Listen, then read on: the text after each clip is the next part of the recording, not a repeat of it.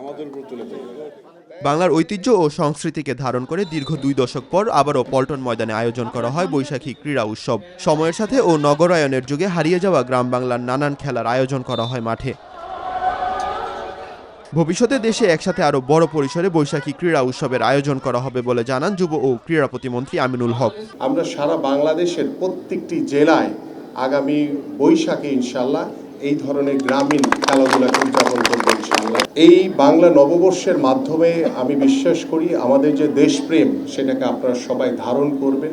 যুক্তরাষ্ট্রের 1 নম্বর gym chain গোল্ডস gym এখন আবারও বাংলাদেশে বসুন্ধরা আবাসিক এলাকা ও বসুন্ধরা সিটি শপিং মলে।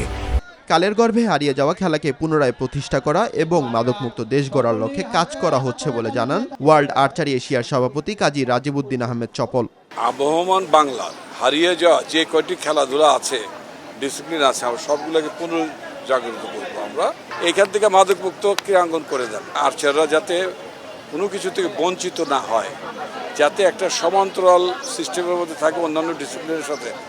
হারিয়ে যাওয়া খেলাগুলোকে পুনরুদ্ধারে নানান পরিকল্পনার কথা জানান খেলোয়াড়রা। সরকারের কাছে সহযোগিতাও চান তারা।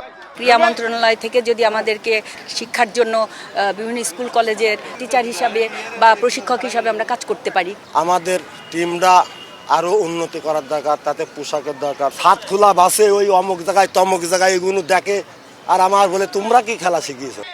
সব ইভেন্টের খেলাকে প্রাধান্য দিয়ে কাজ করছে বর্তমান সরকার। আগামী 2 মে উদ্বোধন করা হবে নতুন করে স্পোর্টস। মাহাদি হাসান, নিউজ 24, ঢাকা।